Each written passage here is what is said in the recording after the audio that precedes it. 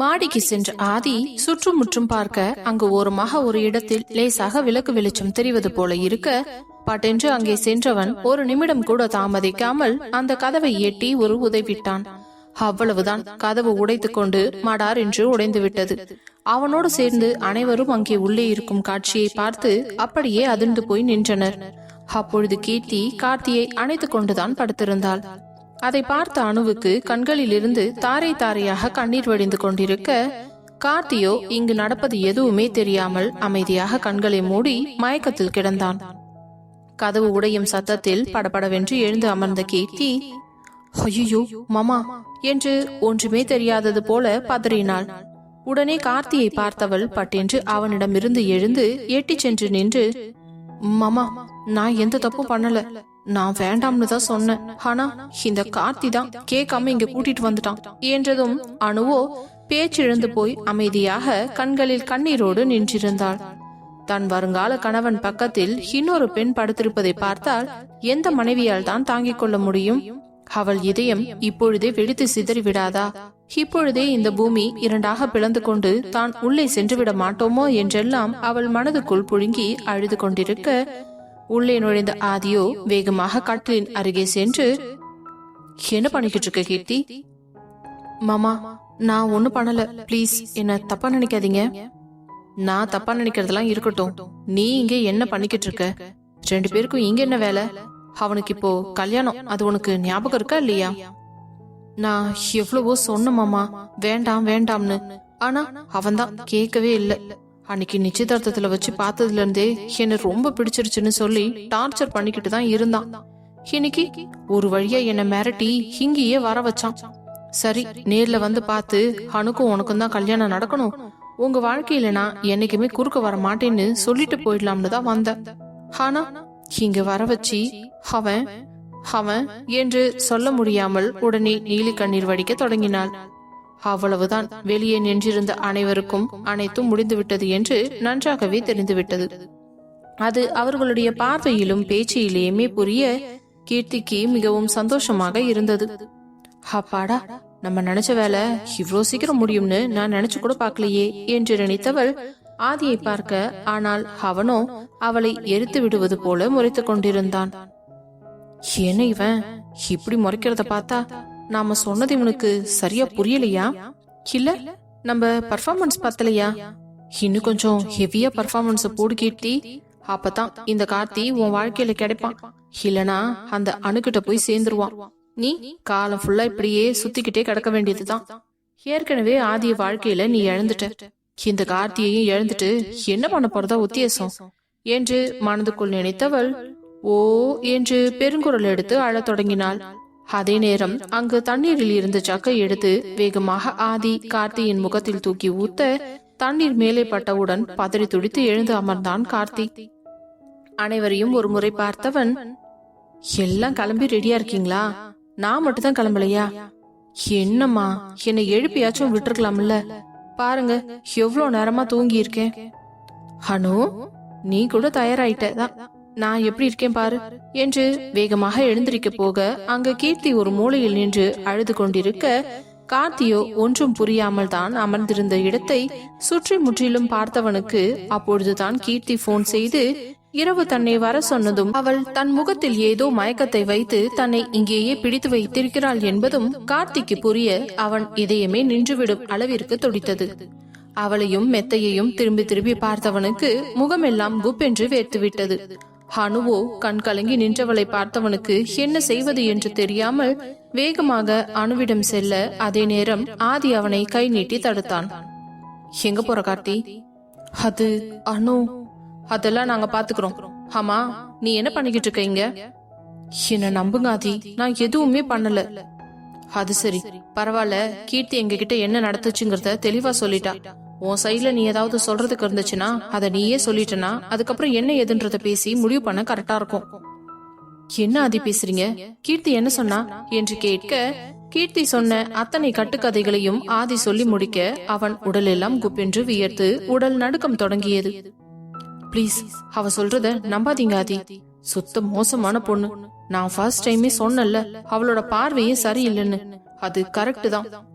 Please என்ன நம்புக ஆதி என்று அவன் கையை பிடித்து கெஞ்ச, அப்பொழுது ஆதியோ, சரி நான் உன்னை நம்புறேன், ஆனா நீ எதுக்கு இங்க வந்த?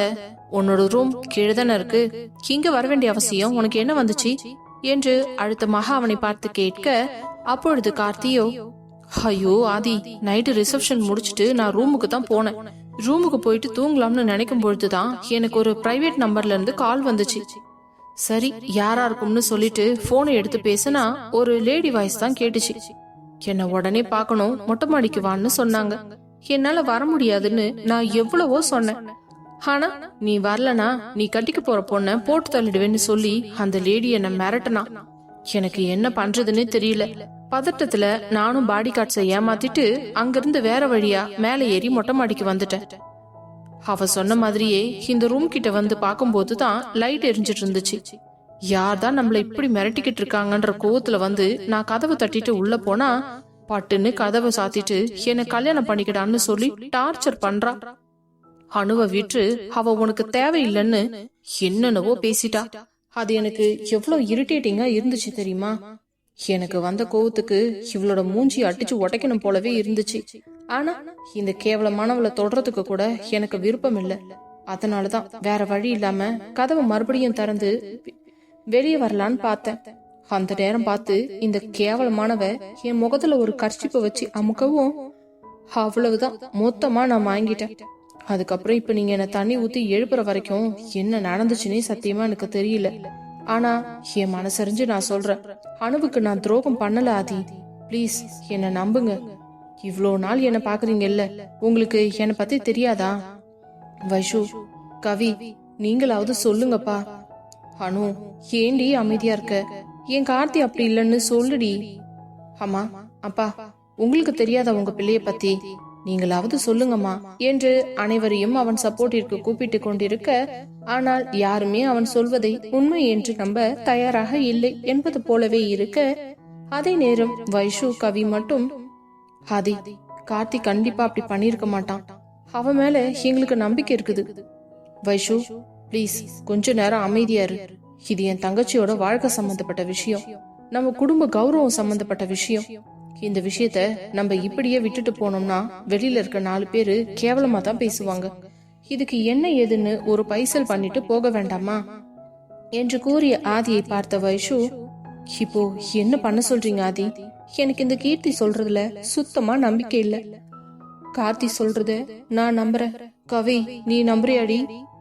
என்னடி, அவன் நம்ம ஃப்ரெண்டு, அவன் எப்படி தப்பு பண்ணிருப்பான் என்று அவர்கள் இருவரும் அவனுக்காக சப்போர்ட் செய்து கொண்டிருக்க, ஆனால் அனு மட்டும் எதுவும் பேசாமல் அமைதியாக அழுது கொண்டிருந்தாள்.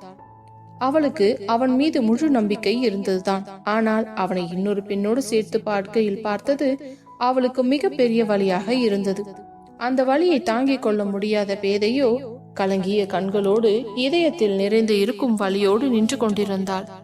அவளால் எதுவும் பேச முடியவில்லையே தவிர அவள் கண்களில் இருந்து தாரை தாரையாக கண்ணீர் வழிந்து கொண்டிருந்தது.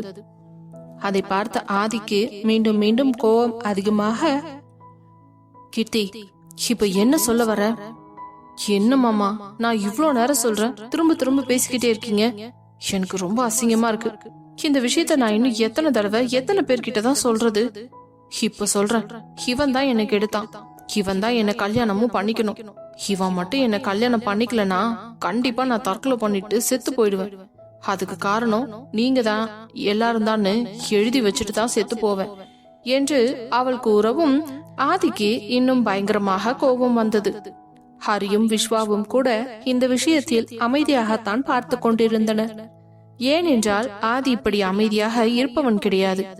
அவன் இவ்வளவு அமைதியாக பேசிக்கொண்டு இருக்கிறான் என்றால் கண்டிப்பாக வேறு ஏதோ விஷயம் இருக்கிறது என்பதை புரிந்து கொண்டவர்கள் அமைதியாக என்ன நடக்கப் போகிறது என்று பார்த்து கொண்டிருந்தனர்.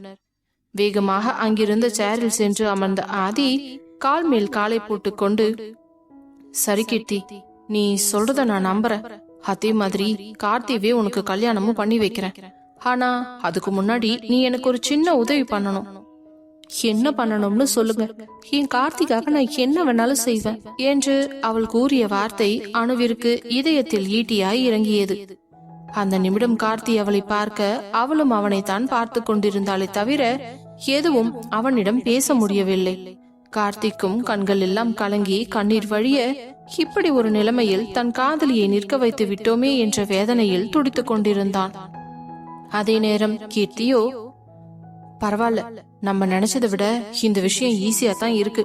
எப்படியாவது இவனை கல்யாணம் பண்ணிக்கிட்டு அந்த அணுவை தனி மரமா நிக்க வைக்கணும். எப்படி அழுவுறா? அழுகுடி, அழுவு.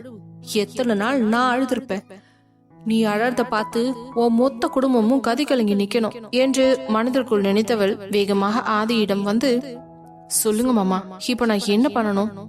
அது ஒண்ணும் இல்ல கீர்த்தி, நான் ஹாஸ்பிட்டல்ல இருந்து டாக்டர்ஸ வர சொல்லி இருக்கேன் என்றதும் அவளுக்கு பக்கென்று ஆகிவிட்டது. எதுக்கு மாமா? என்ன கீர்த்தி, கார்த்தி உன்கிட்ட தப்பா நடந்துக்கிட்டான்னு சொல்ற, அப்புறம் அவன் மேல போலீஸ் கம்ப்ளைண்ட் கொடுக்கணும், டாக்டரை வர வச்சு உன்னை செக் பண்ணணும், அப்பதானே கேஸ் ஃபைல் பண்ண முடியும் என்றதும் அவளுக்கு தூக்கி வாரி போட்டது. ஐயோ மாமா, என்ன சொல்றீங்க நீங்க? கார்த்திக அப்படியெல்லாம் யார் முன்னாடி அசிங்கப்படுத்துறத நான் விரும்பல. அவன் தெரிஞ்சோ தெரியாமலோ என்கிட்ட தப்பு பண்ணிட்டான். பரவாயில்ல, நானும் அவனை கல்யாணம் பண்ணிக்கிட்டு சந்தோஷமா வாழ்ந்துக்கிறோம். நீங்க இருக்கிற பக்கம் கூட வரமாட்டோம். இப்படி எல்லாம் அவனை அசிங்கப்படுத்தாதீங்க மாமா, பிளீஸ் என்று கையெடுத்து கும்பிட, அது எப்படி கீர்த்தி? என்ன நடந்துச்சு ஏது நடந்துச்சுன்னே தெரியல. அவனும் மயக்கத்திலேயே இருந்தான்னு சொல்றான். உண்மையை சொல்ல போனா நான் வந்து தண்ணிய ஊத்தனதுக்கு அப்புறம் தான் அவன் எழுந்திருச்சான். மயக்கத்துல இல்லனா நான் கதவை உடைச்ச போதே அவன் எழுந்திருப்பனுல்ல. ஆனா இன்று ராஜுக்கான கேள்வியை கேட்க என்ன பதில் சொல்வது என்று தெரியாமல் முழிப்பெதுங்கி நின்றவளை பார்த்தவனுக்கு உள்ளுக்குள் அவ்வளவு ஆங்காரமாக வந்தது. அதே நேரம் அணுவை பார்த்தவன், அனு, நான் சொன்ன நீ கேப்பதானே? கேப்பண்ணா. அப்போ ஃபர்ஸ்ட் அழுகிறத ஸ்டாப் பண்ணு. நீ இப்படி அழுறத என்னால பார்க்க முடியல. தயவு செஞ்சு நான் சொல்றத கேளு. இனி ஒரு நிமிஷம் அழுதினா எனக்கும் இந்த பிரச்சனைக்கும் எந்த சம்பந்தமும் இல்லைன்னு எழுந்து போய்கிட்டே இருப்பேன் என்று அவன் கூறவும் அமைதியாக கண்களை துடைத்துக் கொண்டு நின்று விட்டாள். ஆனால் அதற்கு பிறகு கார்த்திகை அவள் நிமிர்ந்து கூட பார்க்கவில்லை. அவன் தவறே செய்யவில்லை என்றதால் அவன் இப்படி ஒரு நிலைமையில் நிற்பதை அவளால் பார்க்க முடியவில்லை. காதல் கொண்ட மனம் கடலில் மூழ்கிய கப்பலை போல தத்தளித்துக் கொண்டிருந்தது. இல்ல கீர்த்தி, எனக்கு நீ சொல்றதெல்லாம் செட் ஆகாது என்றவன் போனை எடுத்து டாக்டருக்கு கால் செய்து போலீசிற்கும் விஷயத்தை சொல்லிவிட்டு வைக்க, அதே நேரம் கீர்த்தியோ, மாமா, நான் சொல்றேன், என் மேல உங்களுக்கு நம்பிக்கை இல்லையா? என்ன கீர்த்தி, டாக்டர் வந்து உன்னை செக் பண்ணி சொல்லட்டும். நீ சொன்ன மாதிரி நடந்திருந்தா தானே கார்த்திக் உனக்கும் கல்யாணம் பண்ணி வைக்க முடியும். விசாரிக்காம எப்படி உங்க 2 பேருக்கும் மேரேஜ் பண்ண முடியும்? போதும் மாமா, இதோட நிறுத்திக்கோங்க. உங்களோட எண்ணம் என்னன்னு எனக்கு நல்லா தெரிஞ்சு போச்சு. எப்படியாவது இந்த கார்த்திக அந்த அணுவுக்கு தான் கல்யாணம் பண்ணி வைக்கணும். அவன் என் கூட தப்பே பண்ணி இருந்தாலும் எனக்கு அவனை கல்யாணம் பண்ணி வைக்க மாட்டீங்க. அதுக்கு தானே நீங்க இப்படி எல்லாம் பேசுறீங்க. வரப்போற டாக்டரும் போலீஸும் உங்களோட ஆளா இருந்து சப்போஸ் இங்க எதுவுமே தப்பு நடக்கலன்னு சொல்லிட்டாங்கன்னா என் வாழ்க்கை என்னத்துக்காகிறது என்று கேட்டவள், இதுக்கு மேல உங்க யாருக்கும் நிரூபிக்க வேண்டிய எந்த அவசியமும் எனக்கு இல்ல. என் மானமும் போச்சு, கற்பும் போச்சு. இதுக்கு மேல நான் உயிரோட இருந்து என்னத்தை சாதிக்க போறேன்? கார்த்தி என்று அவன் அருகே வந்தவள் அவன் கையை பிடித்துக் கொள்ள அவள் கையை வேகமாக உதறிவிட்டு எட்டே நகர்ந்து நின்றான். கார்த்திக், பிளீஸ் என்ன புரிஞ்சுக்கோடா. நீ தன்னடா நைட்டு என்கிட்ட தப்பா நடந்துகிட்ட. இப்ப நீயே என்ன கல்யாணம் பண்ணிக்க மாட்டேன்னு சொன்னா நான் வேற என்ன பண்ண முடியும்? என்னை யாருடா கல்யாணம் பண்ணிப்பாங்க? இத்தனை பேருக்கு முன்னாடி நம்ம விஷயம் தெரிஞ்சு போச்சு. இதுக்கு மேலேயும் என்னால மறைக்க முடியாது இல்லையா? தயவு செஞ்சு என்ன கல்யாணம் பண்ணிக்கோடா. சி, முதல்ல எட்ட போடி.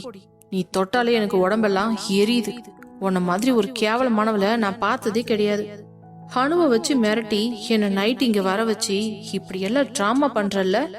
ஆனா இப்பவும் அடிச்சு சொல்றேன்டி, நிச்சயமா நான் எவ்வளவு மயக்கத்துல இருந்திருந்தாலும் உன்னை தொற்றுக்கவே மாட்டேன். அதுல மட்டும் நான் உறுதியா சொல்லுவேன்.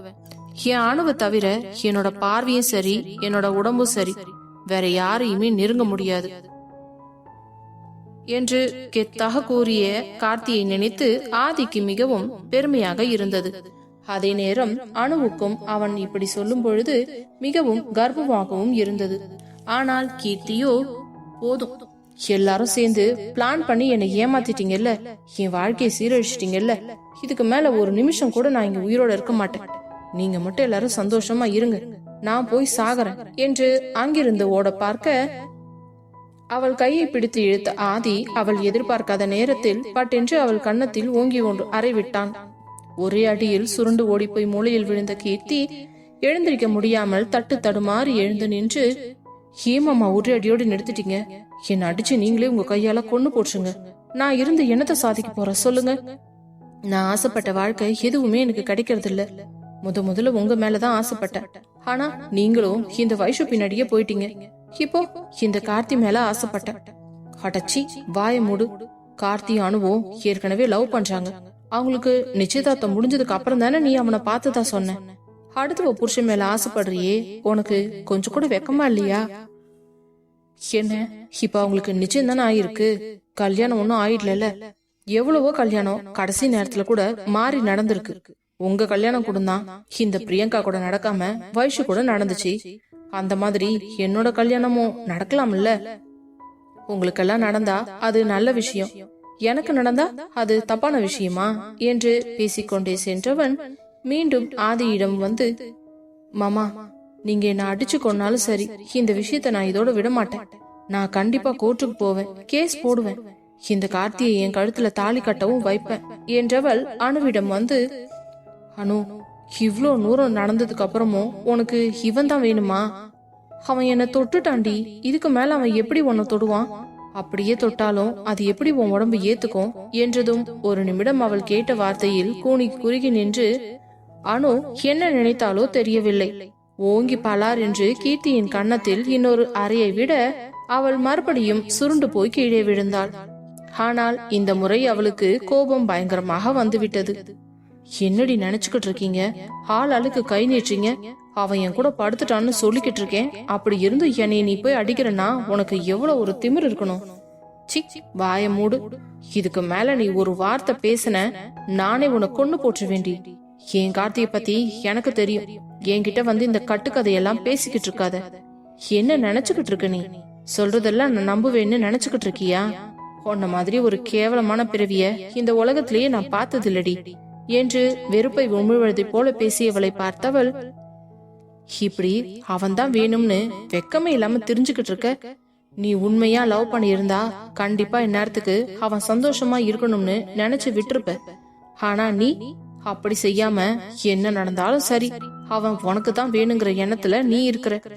இதிலேயே தெரியல உன் கேவலமான கேரக்டர் என்னன்னு என்று அவள் பேசிக்கொண்டே போக இப்பொழுது ஆதிதான் எழுந்து வந்து ஓங்கி அவளை ஒரு அறை விட்டவன், கீர்த்தி என்ன நினைச்சுக்கிட்டு இருக்க? நீ எது சொன்னாலும் நாங்க எல்லாத்தையும் அமைதியா கேட்டுட்டு போயிடுவோம்னு நினைச்சுக்கிட்டு இருக்கியா என்று கூறவும், வேற என்னமாமா என்ன பண்ண சொல்றீங்க? தப்பு நடந்து போச்சு. தயவு செஞ்சு எங்க 2 பேருக்கும் கல்யாணம் பண்ணி வச்சிருங்க. இதுக்கு மேல என்னால இவன் இல்லாம இருக்க முடியாது என்று கூற, அதே நேரம் கார்த்தியோ, உன்னை கல்யாணம் பண்றதும் நான் தற்கொலை பண்ணிக்கிட்டு சாவறதும் ஒண்ணுதான். உன்ன மாதிரி ஒரு கேவலமான பிறவிய கல்யாணம் பண்ணி குடும்பம் நடத்துவேன்னு நீ கனவுல கூட நினைக்காத. என் கை கூட உன் மேல படுறத பாவமா நினைக்கிறேன். அப்படி இருக்கும் பொழுது நான் போய் உன்னை தொற்றுப்பேனா? எனக்கு சுத்தமா நம்பிக்கை இல்ல. அனு நான் அடிச்சு சொல்வேன், நிச்சயமா இதுல நான் எதுவுமே பண்ணல. நீ என்ன நம்புற இல்லடி? நான் உன்னை நம்பாம வேற யாரடா நம்புவேன் என்று கூறிய மருமகளை பெருமை பொங்க பார்த்த கார்த்தியின் அம்மாவும் அப்பாவும், அனு எங்களுக்கு ரொம்ப சந்தோஷமா இருக்குமா. நீ என் புள்ளை மேல எவ்வளவு நம்பிக்கை வச்சிருக்க. ஆனா எங்கிருந்தோ வந்த இந்த பொண்ணு எதுக்கு என் புள்ள மேல சேர்த்த வாரி இறக்கிறான்னு தான் தெரியல என்று கண் கலங்கி நின்றவரை பார்த்த ஆதி, அங்கிள் ஆன்டி இதுக்கெல்லாம் ஒரு முடிவு கிடைக்கணும்னு தானே நம்ம பேசிக்கிட்டு இருக்கோம். கார்த்தி மேல எந்த தப்பும் இல்லைன்னு நமக்கு தெரியும். ஆனா மத்தவங்களுக்கு தெரியாது இல்லையா? இதை எல்லாருக்கும் தெரியப்படுத்தணும். அப்பதான் இந்த கீர்த்தி எவ்வளவு கேவலமானவன்னு எல்லாத்துக்கும் புரிய வைக்க முடியும். கார்த்தி மேலையும் எந்த தப்பும் இல்லைன்னு எல்லாரும் நம்ப ஆரம்பிப்பாங்க. அது என்னவோ கரெக்ட் தான் தம்பி, நீங்க சொல்றதுதான் சரி. உடனே ஆதி, ஓகே இதுக்கு மேல இங்க எதுக்கு நம்ம டைம் வேஸ்ட் பண்ணிக்கிட்டு, வாங்க எல்லாரும் கீழே போகலாம் என்று கார்த்தியின் கையை பிடித்து அழைத்து செல்ல, அதே நேரம் கீர்த்தியோ, என்ன மாமா நான் இங்க நின்னுக்கிட்டு இருக்கேன், நீங்க பாட்டுக்கு கூட்டிட்டு போனா என்ன அர்த்தம்? உன்னையா இங்க நிக்க சொன்னா? நீயே எங்க கூடவே கீழே இறங்கி வா, எதா இருந்தாலும் பேசிக்கலாம். இப்படி மொட்டை மாடியில நின்னு பேசுறதெல்லாம் எனக்கு சுத்தமா பிடிக்கல. அதுவும் இல்லாம இந்த அட்மாஸ்பியரே எனக்கு சுத்தமா பிடிக்கல என்று கூறிவிட்டு அவன் கார்த்தியை அழைத்து கொண்டு முன்னே செல்ல, அதே நேரம் கீர்த்தியும் இவர்களோடு பின்னாலேயே ஓடி வந்தாள். நேராக கீழே சென்ற ஆதி கார்த்தியை பார்த்து, சரி கார்த்தி, நீ போய் குளிச்சுட்டு உன்னோட கல்யாண ட்ரெஸ் போட்டுட்டு ஸ்டேஜ்க்கு வந்துடு, சரியா? என்ன ஆதி, இங்க எவ்வளவு பிரச்சனை போயிட்டு இருக்கு, இப்ப இந்த கல்யாண ட்ரெஸ் ரொம்ப முக்கியமா?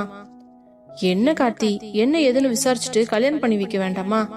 ஆனா நீ கீர்த்தி கழுத்துல தாலி கட்ட போறியா இல்ல அணு கழுத்துல தாலி கட்ட போறியான்னு பொறுத்திருந்து பார்க்கலாம் என்று கூறியவன் அவன் பாடி கார்ட்ஸை பார்த்து கண்ணை காட்ட, அவர்களும் நாங்க கூட்டிட்டு வரோம் பாஸ், நீங்க போங்க என்று கூற, வேறு வழி இல்லாமல் அணுவையே பார்த்து கொண்டு அறைக்குள் நுழைந்தவன் கடகடவென்று குளித்து முடித்துவிட்டு அவனுக்கு வைத்திருந்த பட்டு வேஷ்டி சட்டையை கட்டிக்கொண்டு வெளியே வர பாடிகார்ட்ஸ் அவனை பத்திரமாக அழைத்து கொண்டு வந்து மணவரைக்கு கீழே விட்டனர்.